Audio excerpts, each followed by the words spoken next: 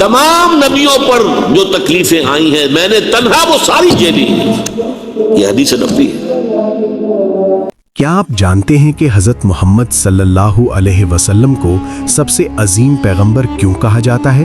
یہ عظمت کسی تخت، کسی سلطنت یا کسی ظاہری طاقت کی بنیاد پر نہیں، بلکہ ایک ایسی زندگی کی بنیاد پر ہے جو مسلسل آزمائشوں، قربانیوں اور صبر سے نتیجہ تھی. اللہ تعالیٰ نے حضرت محمد صلی اللہ علیہ وسلم کو ایک خاص مقام عطا فرمایا، اور آپ صلی اللہ علیہ وسلم کا شمار ان 5 عظیم پیغمبروں میں ہوتا ہے جنہیں قرآن میں اولو العزم کہا گیا ہے. ہر نبی پر آزمائش آئی، لیکن حضرت محمد صلی اللہ علیہ وسلم کی آزمائشیں سب سے زیادہ، سب سے طویل اور سب سے گہری تھیں. قرآن ہمیں بتاتا ہے کہ اللہ نے اپنے خاص بندوں کو خاص امتحانوں سے گزارا، جیسے حضرت ابراہیم علیہ السلام کا آگ میں ڈالا جانا، حضرت نوح علیہ السلام کا صدیوں تبلیغ کے باوجود اپنی قوم سے مایوس ہونا، حضرت موسیٰ علیہ السلام کا فرعون جیسے ظالم کا سامنا کرنا، اور حضرت عیسیٰ علیہ السلام کا اپنی قوم بنی اسرائیل کے ظلم برداشت کرنا. مگر حضرت محمد صلی اللہ علیہ وسلم کو اپنی ہی قوم، اپنے ہی خاندان اور اپنے ہی شہر کے لوگوں کی طرف سے سب سے زیادہ تکلیف دی گئی، یہاں تک کہ آپ صلی اللہ علیہ وسلم کو مجبوراً اپنا آبائی شہر مکہ چھوڑ کر مدینہ کی طرف ہجرت کرنا پڑی. حضرت محمد صلی اللہ علیہ وسلم یتیم پیدا ہوئے. آپ صلی اللہ علیہ وسلم کے والد حضرت عبداللہ آپ کی پیدائش سے پہلے ہی وفات پا چکے تھے، اور 6 سال کی عمر میں آپ صلی اللہ علیہ وسلم کی والدہ حضرت آمنہ کا بھی انتقال ہو گیا. پھر دادا حضرت عبد المطلب نے کفالت کی، مگر 8 سال کی عمر میں وہ سایہ بھی سر سے اٹھ گیا.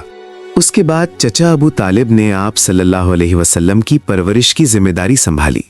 ذرا سوچیں، ایک انسان جس نے اپنی زندگی کے آغاز میں ہی اپنے تمام خاندان کو کھو دیا ہو، یہ سب اللہ کی آزمائش اور آنے والی عظمت کی تمہید تھی. نبی صلی اللہ علیہ وسلم نے جوانی میں چرواہے کا کام کیا، پھر تجارتی قافلوں کے ساتھ سفر کرنے لگے. سچائی، دیانت اور امانت آپ صلی اللہ علیہ وسلم کی پہچان بن گئیں. حضرت خدیجہ رضی اللہ عنہا آپ صلی اللہ علیہ وسلم کے کردار سے متاثر ہوئیں اور خود آپ کو نکاح کی پیشکش کی. حضرت خدیجہ رضی اللہ عنہا اسلام قبول کرنے والی پہلی خاتون تھیں، اور انہوں نے ہر مشکل میں نبی صلی اللہ علیہ وسلم کا ساتھ دیا. نبوت سے پہلے نبی صلی اللہ علیہ وسلم غار حرا میں تنہائی اختیار کرتے، غور و فکر کرتے تھے، اور وہاں حضرت جبرائیل آئے اور پہلی وحی نازل ہوئی، اقرأ بسم ربک الذی خلق. نبی صلی اللہ علیہ وسلم خوف زدہ ہو کر گھر واپس آئے، اور خدیجہ رضی اللہ عنہا نے آپ صلی اللہ علیہ وسلم کو تسلی دی. ورقہ بن نوفل جو الہامی کتابوں کا علم جانتے تھے، آپ صلی اللہ علیہ وسلم کی نبوت کی تصدیق کی. اسلام کی دعوت شروع ہوئی تو مخالفت بھی شروع ہو گئی. قریش نے الزام لگائے، مذاق اڑایا، تشدد کیا اور سماجی بائیکاٹ کیا، مگر نبی صلی اللہ علیہ وسلم نے نہ بد دعا دی، نہ انتقام لیا، بلکہ صبر اور حکمت کا مظاہرہ کیا. نبوت کے اعلان کے بعد قریش نے آپ صلی اللہ علیہ وسلم کو جادوگر، شاعر اور مجنون کہا. پھر معاملہ تشدد تک پہنچا. آپ صلی اللہ علیہ وسلم کے راستوں میں کانٹے بچھائے گئے، گردن میں چادر ڈال کر گلا گھونٹنے کی کوشش کی گئی. نماز کے دوران اونٹ کی اوجڑی آپ صلی اللہ علیہ وسلم کی پیٹھ پر رکھی گئی، مگر آپ صلی اللہ علیہ وسلم نے صبر کے سوا کوئی راستہ اختیار نہ کیا. قریش نے صرف یہی نہیں کیا، بلکہ بنو ہاشم اور مسلمانوں کا مکمل سماجی اور معاشی بائیکاٹ کیا، جس کے تحت شعب ابی طالب میں 3 سال تک محصور رکھا گیا. جہاں بھوک اس حد تک پہنچی کہ درختوں کے پتے کھانے پڑے، اوجھڑی کا پانی پینا پڑا، بھوک سے بچوں کے رونے کی آوازیں مکہ کی گلیوں تک سنائی دیتی تھیں، لیکن اس سخت بائیکاٹ کے باوجود نبی صلی اللہ علیہ وسلم نے دعوت حق ترک نہ کی. اسی دوران آپ صلی اللہ علیہ وسلم نے اپنی زوجہ حضرت خدیجہ رضی اللہ عنہا اور چچا ابو طالب کو کھو دیا. یہ سال عام الحزن کہلایا، اور یہ غم نبی صلی اللہ علیہ وسلم کی زندگی کے سب سے کٹھن لمحات میں سے تھا. اس کے بعد جب آپ صلی اللہ علیہ وسلم طائف گئے تاکہ شاید وہاں کے لوگ اللہ کا پیغام قبول کر لیں، تو وہاں آپ صلی اللہ علیہ وسلم پر پتھر برسائے گئے. जिस्म लहूलुहान हो गया, जूते खून से भर गए।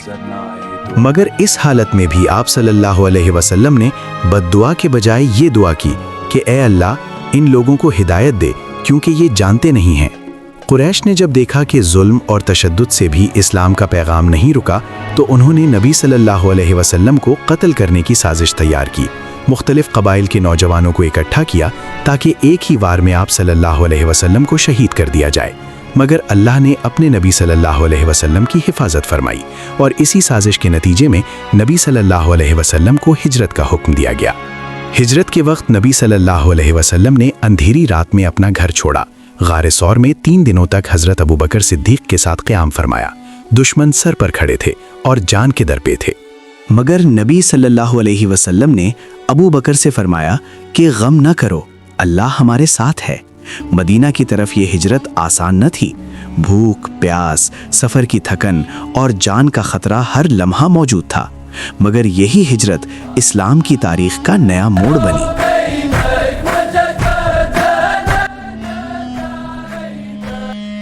मदीना पहुंचकर भी सुकून नसीब ना हुआ। आप अलैहिस्सलाम पर जंगें मुसल्लत की गईं। बद्र, उहुद और खंदक जैसे मारके पेश आए। नबी सल्लल्लाहु अलैहि वसल्लम खुद जख्मी हुए, दंदाने मुबारक शहीद हुए। अपने साथियों को शहीद होते देखा, अपने चचा हजरत हमजा की शहादत का सदमा बर्दाश्त किया, मुनाफिकीन की अंदरूनी साजिशें बर्दाश्त की। मगर इसके बावजूद आप सल्लल्लाहु अलैहि वसल्लम ने सब्र का दामन ना छोड़ा। नबी सल्लल्लाहु अलैहि वसल्लम ने दुनियावी आसाइशों की जिंदगी नहीं गुजारी। कई दिन घर में चूल्हा ना जलता, फाके किए, पेट पर पत्थर बांधे। हालांकि अल्लाह ताला फरमाता है कि अगर हम चाहते तो नबी सल्लल्लाहु अलैहि वसल्लम के लिए बागात और महलात बना देते, मगर अल्लाह ने आसाइश के बजाय इत्मीनान अता किया, क्योंकि अल्लाह की मोहब्बत दुनिया की सहूलत नहीं बल्कि दिल के सुकून और आखिरत की कामयाबी से पहचानी जाती है। इन तमाम मुश्किलात, अज़ियतों और रंजो गम के बावजूद नबी सल्लल्लाहु अलैहि वसल्लम ने अल्लाह के पैगाम को पूरी दुनिया तक पहुंचाया। न सिर्फ मक्का और मदीना बल्कि उनकी तबलीग की हद इतनी वसी थी कि कैसर और किसरा जैसे अजीमुशान महलात तक दीन की रोशनी पहुंच गई। आप सल्लल्लाहु अलैहि वसल्लम ने अल्लाह का पैगाम आम करने के लिए अपनी जान, माल और ख़ानदान की कुर्बानी दी। आखिरी खुतबे में सहाबा किराम को जमा किया और अपनी उंगली आसमान की तरफ उठाकर फरमाया कि मैंने अल्लाह का पैगाम तुम तक पहुंचा दिया, अब इसकी हिफाजत और आम करने की जिम्मेदारी तुम पर है। हज़रत मोहम्मद सल्लल्लाहु अलैहि वसल्लम की ज़िंदगी हमें ये सिखाती है कि मुश्किलात ज़िंदगी का इख्तिताम नहीं, सब्र कमज़ोरी नहीं और अल्लाह पर भरोसा सबसे बड़ी ताकत है। हकीकी कामयाबी माल या शोहरत नहीं बल्कि अल्लाह की रज़ा है। दुआ है कि अल्लाह हमें नबी सल्लल्लाहु अलैहि वसल्लम की सुन्नत पर अमल करने और उनकी ज़िंदगी से सब्र और हौसला लेने की तौफीक अता फरमाए। अगर आप ऐसी सच्ची और बामकसद इस्लामी वीडियोस देखना चाहते हैं तो चैनल को सब्सक्राइब करें और वीडियो को शेयर करें।